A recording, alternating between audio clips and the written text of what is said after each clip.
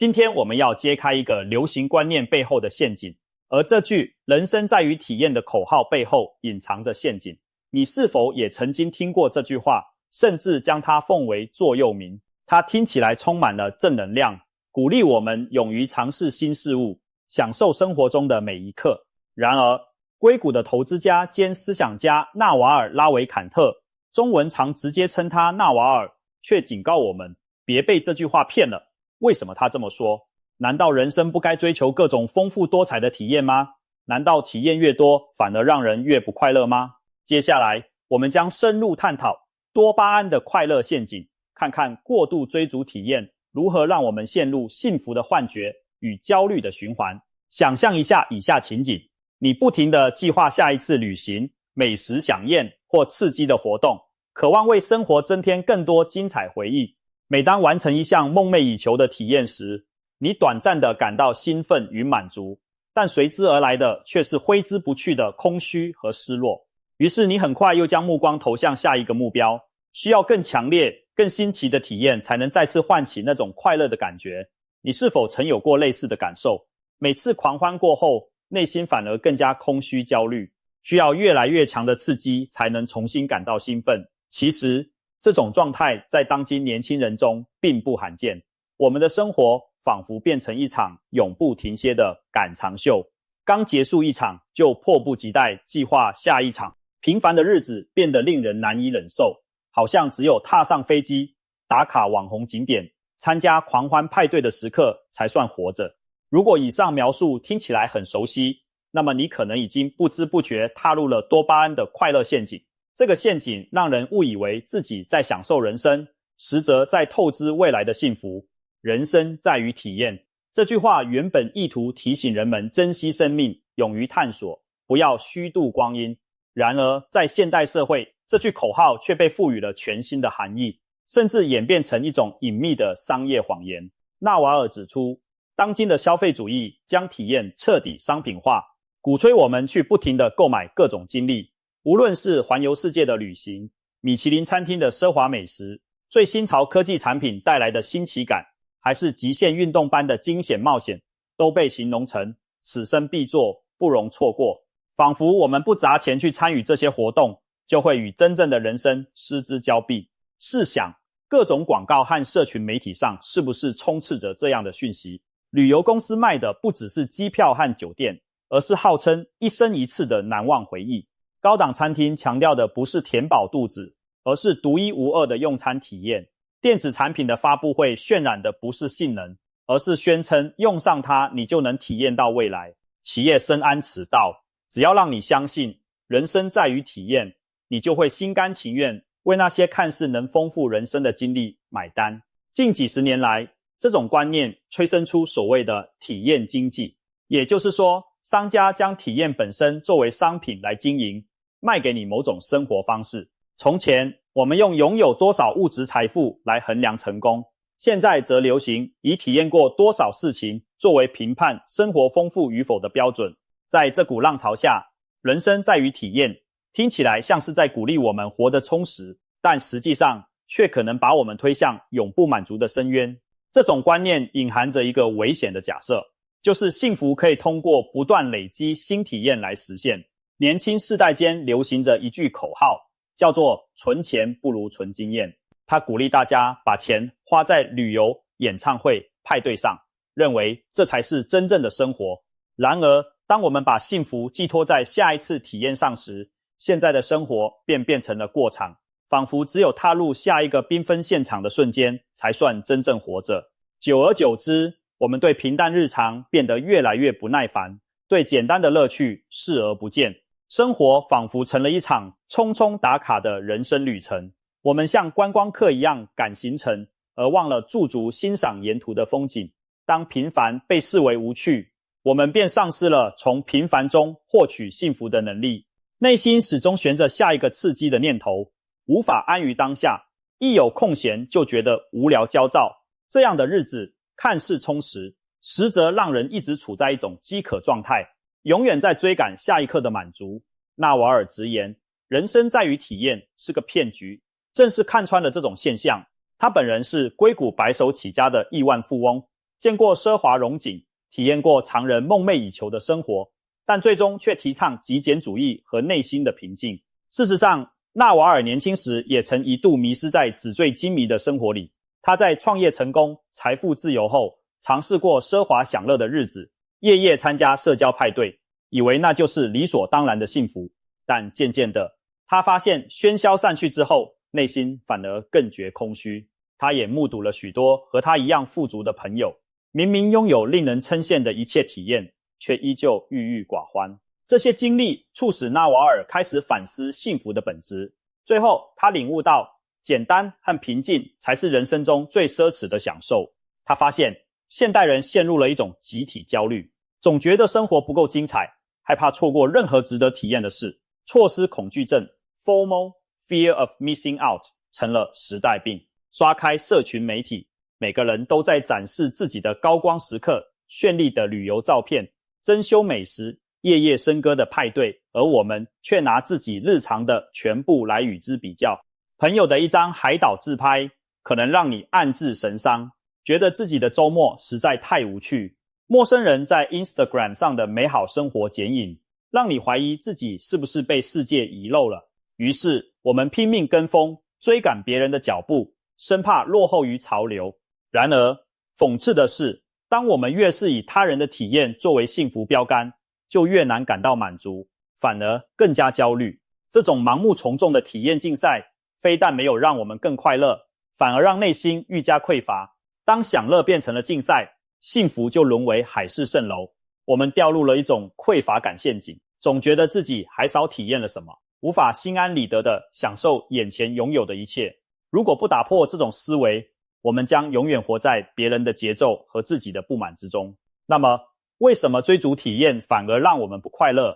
答案的一部分藏在我们大脑的奖励机制里，也就是多巴胺系统的运作方式。多巴胺经常被称为快乐荷尔蒙，但严格说来，它与其说带来快感，不如说带来渴望。科学研究发现，多巴胺就像大脑中的马达，驱动我们去追求能带来奖励的事物。在远古时代，这套机制至关重要，它让我们积极寻找食物、繁衍后代、探索新环境。每当我们接近这些与生存相关的目标时，大脑就会分泌多巴胺，产生期待和兴奋的感觉，促使我们继续行动，不懈追逐。可以说，多巴胺系统本质上是一种为了生存而驱动的内在引擎。然而，多巴胺并非持续的让人愉悦，它更像一根吊着胡萝卜的杆子，引领着驴子不停向前奔跑。一旦目标达成，胡萝卜入口，那瞬间的满足感便转瞬即逝，多巴胺水平也随之迅速回落。随后呢，我们的大脑很快又开始寻找下一根胡萝卜。换句话说，多巴胺带给我们的是想要再来一次的冲动，而非长久满足的余韵。你或许有过这样的体验，辛苦期待许久的假期，真正出游时虽然快乐满满，但假期结束返家那天，心情却陷入莫名的失落。又或者苦苦存钱买到梦想中的新手机，开箱那一刻欣喜若狂，用了一阵却发现也不过如此，甚至又开始惦记起更新的型号。这些都是多巴胺作用的写照，在得到奖励之前，它令你兴奋不已，而一旦目标到手，快乐便难以长久维持。为了研究人类被奖励牵引的程度，科学家在20世纪50年代做过一项骇人又经典的实验。他们将电极植入老鼠的大脑快感中枢，并连接到一个小按钮，每按一次按钮就直接刺激老鼠脑内产生强烈的快感，实际上是诱发多巴胺大量分泌。结果老鼠很快学会不停地按压按钮，它几乎放弃了所有其他活动，不吃饭，也不喝水，也不去理会旁边发情的异性，一心只顾狂按按钮。每小时按钮被按下数千次，老鼠直到累得瘫倒，还试图再次爬起来继续按。最终，他们有的饿死渴死，有的精疲力尽倒下。这个残酷的实验充分显示了多巴胺驱动的欲望有多么强大，强大到可以凌驾于饥饿、口渴、疲倦这些基本需求之上。人类虽然比老鼠多了理性，但我们的大脑奖励回路其实相差无几。如果不加节制的让自己沉溺于各种即时快感，那些看似平常的诱惑，从社群讯息提醒到零食甜点，就如同实验中的按钮一样，每一次都会强化我们对快感的渴求，把我们推向难以自拔的境地。更棘手的是，多巴胺系统具有耐受性，或称适应性。当我们频繁的大剂量的刺激它，脑内会逐渐降低对多巴胺的敏感度。简而言之，我们会习惯成瘾，曾经让你欣喜若狂的刺激，在经历多次后便不再令人满足。于是你需要寻求更强烈、更极端的新体验，才能唤起同样程度的兴奋。这也就是人们常说的越玩口味越重。原本偶尔刷刷短视频就觉得新奇有趣，慢慢的却发现不刷到深夜就停不下来。曾经一杯珍奶可以甜蜜一整天，如今各种甜品吃遍也提不起兴致。以往周末近郊走走就很开心，现在非得远赴异国冒险才能感受到刺激。多巴胺的门槛不断升高，我们对平凡生活的耐心却不断降低。这种现象在病态上就是成瘾者的写照。毒品上瘾的人需要越来越大剂量才能获得初次那般快感，而我们在日常各种瘾头中又何尝不是如此？心理学上有个著名的概念叫享乐适应，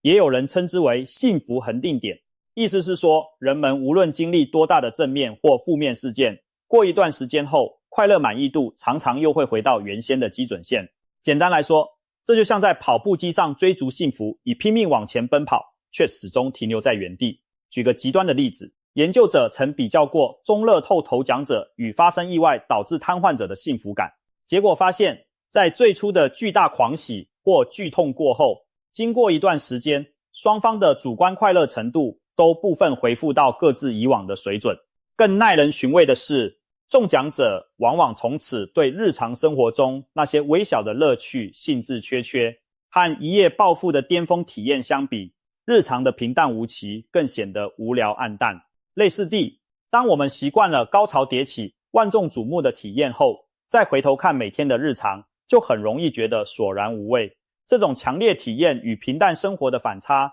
正是焦虑和空虚感的一大来源。一个人的快乐阀值被吊得很高时，普通的日子就难以提供令他满意的感受，他会不自觉地对平凡产生抗拒和不安。除了生理层面的影响，过度追求体验对心理的伤害也不容小觑。首先，它让我们总是活在未来而非当下。当我们老是把目光投向下一个计划、下一场旅行、下一件新奇事，现在过的每一刻都变成了等待和过渡。我们心里盘算着，再撑几天就周末了，我就可以痛快玩乐，等熬到下个假期，我一定要好好享受，再多打拼一年，我就能去完成某个愿望。于是，我们的人生被拆解成一段段为了下一次而拼命奔波的过程，仿佛幸福永远在前方某个地方，而不是此时此刻正在发生。纳瓦尔曾在访谈中提到，许多人一直在伪降来某个时刻而活，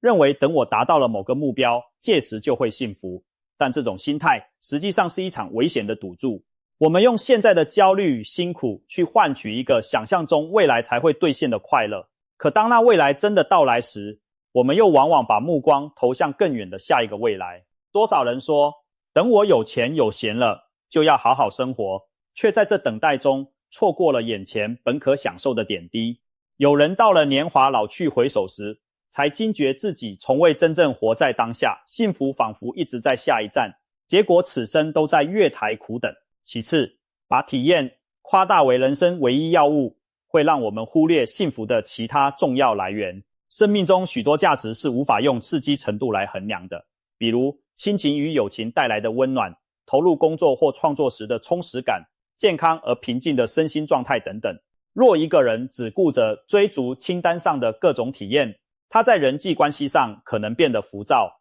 难以长期经营一段感情或友情，因为他的心早已飞往下一个目的地。又或者他无法静下来品味那些细水长流的小确幸，因为觉得这些平凡经验太无趣，不足挂齿。事实上，真正长久的幸福常常藏在寻常岁月的点滴里。早晨一杯热茶带来的放松，一场和好友推心置腹的谈心，傍晚散步时夕阳洒在身上的暖意，这些微小而美好的体验也许称不上精彩绝伦，却最能滋养人心。然而，当我们的大脑被强刺激驯化之后，就很难再察觉这些温柔的快乐。说到底，人是情感的动物，热闹狂欢过后的孤寂，往往比单调的平凡更让人难以忍受。而长久稳定的关系，能给人安全感和归属感，那种踏实的幸福，是任何一次狂欢派对都无法替代的。我们也常看到，许多表面风光的人并不快乐，拥有万千粉丝的明星，公认活得精彩的富豪，可能经历了常人难以企及的种种体验。按理说，他们应该幸福得无以复加，却依然有人公开表示内心空虚迷惘，甚至染上药物或酗酒的瘾，试图用另一种刺激来填补内心的黑洞。可见，如果缺少内心的富足感，外在经验再丰富也无济于事。俗语说得好，知足常乐。古人很早就明白，如果一味贪求刺激，再多的体验也填不满欲壑，唯有懂得适可而止，珍惜眼前所有，才能让快乐长长久久地留在心间。从脑科学的角度看，幸福其实有不同的化学路径。多巴胺带来的是强烈而短暂的欲望满足，而另外一些脑内物质，如血清素和催产素，则与持久的平和幸福感关联更大。血清素的分泌让人感到安宁满足，它常常在我们锻炼、晒太阳、回顾成就或与亲近的人相处后上升。催产素则被称为拥抱激素，在我们与他人产生亲密连结、建立信任时分泌，带来温馨和爱的感受。相较之下，多巴胺虽然让人欣喜若狂，却容易在高潮过后令人体验失落并滋生依赖，而血清素和催产素带来的满足则更为稳定长久。换言之，大脑中还有一套知足系统，可以对抗欲望系统。当我们学会放慢脚步，细细品味生活，培养感恩的心，并经营深厚的人际关系时，就是在激活那条知足平静的内在路径。我们会发现，原来平凡踏实的幸福也能令人充实，而且这种幸福更不容易稍纵即逝。明白了这个道理，我们对从行为上做出改变也会更有动力，去摆脱过度依赖多巴胺刺激的生活模式。纳瓦尔本人对此也有深刻的体悟。作为一位经历过名利场的人，他深知欲望本身会吞噬幸福。他曾形容欲望就像和自己签订的一纸合约，在愿望实现之前，先让自己不快乐。当我们渴望某个体验时，其实就是在告诉自己，不到手我就不会快乐。这份心理暗示让我们在尚未获得目标前，就不自觉地陷入匮乏感。试想，你期待一场喜爱乐团的音乐节，票早早买好了，但日子还没到。在等待的那段期间里，你是否难以专注于手边的工作与生活？总觉得现在过得无聊，真正的快乐要等到音乐节当天才会开始。这种因尚未拥有而产生的不满和躁动，正是欲望的副作用之一。而如果那一天真的到来了，狂欢结束后，新一轮的空虚感可能又会涌上心头。下一次派对在哪里？我接下来还能期待什么？于是我们立刻再为自己设定另一个体验目标，如此周而复始，永无止境。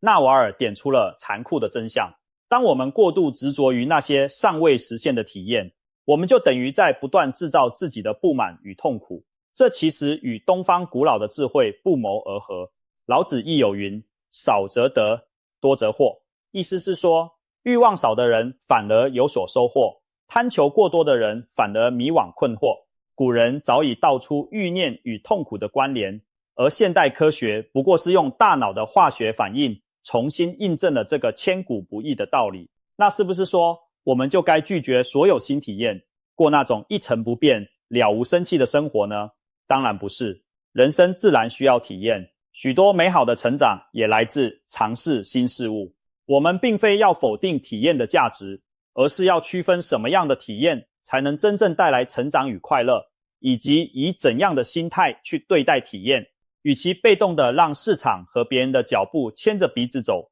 去追逐那些被包装好的快乐产品，不如主动停下来问问自己，我真正想要的是什么？哪些体验对我意义深远？哪些只是昙花一现的刺激？当你对自己有更深的了解，这正是深度自我觉察的含义，你就不容易被浮华宣传蒙蔽。你会发现，有些体验也许能在朋友圈里成为谈资，却对你的内心成长毫无注意。相反，有些看似平凡的历程，比如持续几个月认真学习一门新技能，花心思经营一段长久真挚的感情，或者常年投入社区公益服务，虽然没有耀眼的烟火时刻，却会在岁月沉淀中为你带来更深厚的满足感。举个例子，为了寻求短暂的刺激，你可能花大笔钱去体验一次高空跳伞，在照片和社交媒体上获得很多赞叹，但对你的内心而言，也许花同样多的时间和精力去学会潜水或攀岩这类技能，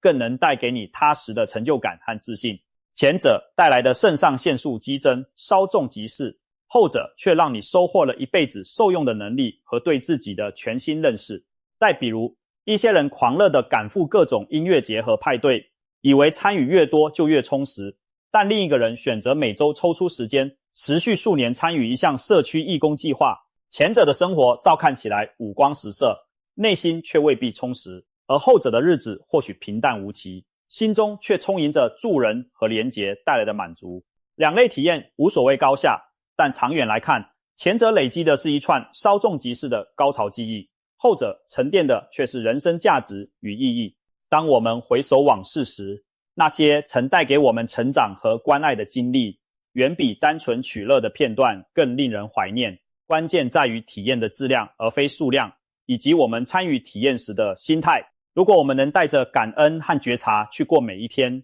即使不去刻意寻找轰轰烈烈的场面，平凡的日子里也自有动人之处。一顿简单的晚餐，细细品味，也能尝出幸福的滋味。一本好书静静读完，思想随之漫游，也是一场精神上的远行。当然，去探索世界，尝试新鲜事仍然很棒。人生本就该有冒险和惊喜，但重点是在追求这些体验的同时，我们的内心是否稳定而富足。真正的快乐不应该像云霄飞车般大起大落，而更像平稳流淌的溪流，即使偶尔激起浪花，也始终带着恬淡的本质。只要内心安然知足，再精彩的体验只是锦上添花。反之，内心空虚的人，即便看遍世间繁华，内心依旧荒芜一片。哲学家也曾对此提出发人深省的问题。美国思想家罗伯特·诺奇克曾设想一种经验机器，假如有台先进的机器能让你一辈子沉浸在虚拟世界里，体验到所有你渴望的快乐与刺激，而且你在里面会相信那就是真实的人生，试问你会愿意选择躺进这台机器，放弃现实生活，只为追求无穷无尽的美妙体验吗？大多数人给出的答案是否定的，因为我们本能的知道，生命的意义不仅在于感受快乐，还在于真实的活着，在现实中成长、贡献并与他人产生联系。如果纯粹为了追求欢愉而放弃了真实的人生，那样的幸福也是虚幻而脆弱的。这个思想实验告诉我们，人们内心向往的并不是永无止境的狂欢，而是脚踏实地的充实人生。值得庆幸的是，不少人已开始反思并改变，例如极简主义与数位排毒 Digital Detox 这类理念越来越受到关注。许多人尝试降低物质欲望，定期远离电子产品和社群媒体，以恢复身心平衡。那么我们每个人又该如何调试呢？现代生活中要跳脱多巴胺的陷阱，我们可以从几个实际方向着手。首先是减少廉价快感的摄取。既然多巴胺如此强大又狡猾，如果不加节制地任由它牵引，后果可想而知。我们可以尝试为自己设定一些限制，例如控制每天使用社群媒体和娱乐软体的时间，不要让自己无止境地滑动手机屏幕。在饮食上，尽量少吃那些过度加工、含糖极高的垃圾食物。这些东西给大脑带来的快感虽然强烈，却短暂而空洞，反而会扰乱我们对自然滋味的感知。娱乐消遣也不必把行程塞得满满的，无需每个周末都去参加昂贵的派对或疯狂的活动，给自己留一点空白独处的时间。值得一提的是，现在甚至出现了一种数位排毒营的体验，让参加者被邀请到僻静的营地，几天内不使用任何电子装置，过着没有网络的简朴生活。乍看之下，人们竟然开始花钱购买一种什么都不做的体验，这似乎很讽刺，但正说明了我们的大脑多渴望暂时摆脱过度刺激的洪流，回归平静。短短几天的离线生活后，很多人反映他们找回了久违的清明与自在。刚开始这么做时，你可能感到有点不习惯，甚至觉得生活变得无聊了，但那只是因为你的大脑暂时还不适应，少了那些强刺激的日子。撑过最初的阶段，你就会发现自己的心变得静下来了，专注力提升了，平凡的事物也不那么无聊了。这正是所谓多巴胺斋戒的效果。当你降低了多巴胺制造的背景噪音，你会惊讶地发现，生活的底色其实一直都很迷人，只是过去被嘈杂的欲望干扰而失去了焦点。接下来是培养内在的稳定与满足，其中一个有效的方法便是练习正念和冥想。纳瓦尔本人非常推崇冥想，他认为学会独处与静思是找回内心平静的关键。他自己每天都花时间静坐，远离外界的资讯轰炸，去观察自己的心念起伏。你也可以试试每天抽出哪怕10分钟，关掉手机和电视，寻找一个安静的角落，专注于自己的呼吸，感受空气进出鼻腔，留意身体的放松与紧绷。刚开始冥想时，你可能会惊讶于脑海中奔腾而过的各种念头，例如等会晚餐要吃什么，工作报告还没写完怎么办，下次旅行要不要去那个热门景点。这些念头正是我们平日被多巴胺牵着走的缩影，但透过持之以恒的练习，我们会渐渐学会与这些冲动保持距离，任凭他们来去而不被攫住心神。当你能安然地与自己独处，不需要外界刺激来填补内心时，你就真正掌握了幸福的主导权。内在满足一旦建立，外界的得失和诱惑对你的影响就小得多了。纳瓦尔和许多成功人士都强调，最重要的是拥有一颗平静清明的心，它比经历多少奇景都更能决定你的幸福水平。除了冥想，培养一些低多巴胺的爱好也是不错的调整方式。所谓低多巴胺的爱好，指的是那些不会在瞬间给你强烈快感，但能让你长时间专注投入，进入心流状态的活动，例如写作、绘画、下棋、慢跑、园艺、手工制作等等，都属于此类。做这些事情时，你追求的不是强烈的感官刺激，而是投入当下与自己对话的感觉。刚开始投入时，可能并不如刷短视频那样令人亢奋，但时间久了，你会体验到一种深层的愉悦和平静。一些曾经极爱热闹的人发现，当他们沉浸于这类活动后，那颗原本浮躁、总想往外跑的心逐渐安定下来，对那些表面上花团锦簇的娱乐反而没那么渴望了。这并不是说他们变得无趣了，而是因为他们找到了更适合自己的快乐泉源。这是一种源自内心、源自创造和投入的满足感。心理学家很早就发现，能够延迟满足的人通常更幸福，也更成功。著名的棉花糖实验显示，那些小时候能克制住立即吃糖果冲动，愿意等待更大奖励的孩子，长大后往往更有成就，生活得更好。这提醒我们，学会按捺一时的欲望，把目光放长远，是通往更丰盛人生的必要素质。而培养低多巴胺爱好正是一种训练延迟满足的过程。我们用耐心和专注换来更稳定持久的快乐。除此之外，练习感恩也是调整心态的有效方法之一。每天花几分钟静下心，想一想当天发生的美好瞬间，或者写下3件让你心存感激的事情。这看似简单，却可以逐渐改变我们对生活的观感。刻意的感恩练习能帮助我们把注意力从欠缺转移到已拥有的一切。当一个人学会感激现有的生活时，匮乏感便不再那么容易滋生，内心的满足和幸福感也会日渐增强。研究显示，经常怀抱感恩之心的人更乐观，也更满意自己的生活，因为他们懂得珍惜日常里那些微小但真实的恩惠。试着每晚入睡前问问自己，今天有哪些值得感谢的事情？长期坚持下来，你或许会惊讶地发现自身的幸福指数在提升，而对外在刺激的渴求却在下降。最后，我们来谈谈所谓体验的终结，存在的开始。这并不是要我们拒绝体验，而是一种心境的转变，不再以追逐体验来定义自己的人生价值。我们开始明白，自己的存在本身就有意义，不需要靠一长串清单上的做过什么、去过哪里来证明。当一个人能够安住于当下，真正活在每一刻，而不是总惦记着相机里的精彩瞬间或下一次行程，他反而会发现每一个平凡时刻都变得无比珍贵。与其总问我去过多少国家，我玩过多少刺激项目，我参加过多少次狂欢，不如问问自己，此刻的我是否心满意足？我是不是正在真切地体验生命的当下，而不只是为了收集下一枚勋章？有时候我们需要的只是一点勇气，停止随波逐流，地赶长，允许自己静下来，体验一下什么都不做的状态。比如坐在公园的长椅上发一会儿呆，听微风拂过树梢的声音，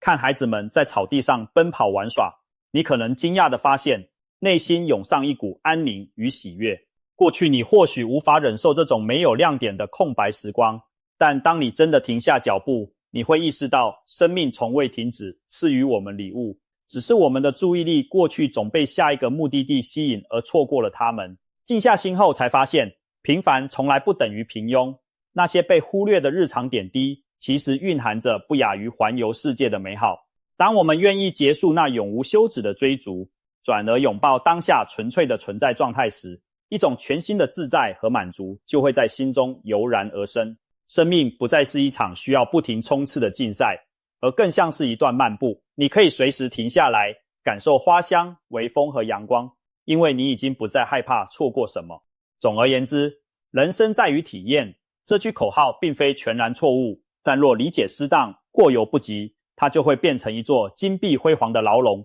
困住我们对幸福的感知。多巴胺的快乐陷阱正在于此，它让我们误以为幸福永远在下一个刺激里，因而忽略了当下唾手可得的美好。纳瓦尔以过来人的智慧提醒我们，别被这场永无止境的追逐蒙蔽了双眼。幸福并不是靠外在的经历堆砌出来的，而是一种对生命的态度，既懂得欣赏平凡，感恩已有，也勇于探索世界，同时能静下心来与自己相处。我们依然可以去体验世界的精彩，但不再是为了填补内心的空虚，而是因为内心富足，所以更能欣赏外界。当我们不再把体验当作逃避空虚的麻醉品，而是将其视为丰富人生的调味料，生活自然恢复平衡与甜味。所以下次当你感到无聊或不安，想用购物、旅行或派对来麻醉自己的时候，不妨停一下，问问自己，此刻的空虚究竟从何而来？我真的需要一场新的刺激来快乐吗？也许深呼吸几下，给家人朋友打一通电话，或者干脆静静地晒一会太阳，就足以让内心重新充盈起来。幸福从来不在远方等待我们去追逐，幸福就在我们脚下，在当下这一刻，别再被人生在于体验的迷失牵着走。愿你我都能跳脱多巴胺的快乐陷阱，用深刻的自我觉察和知足的心，过上平静而丰盛的人生。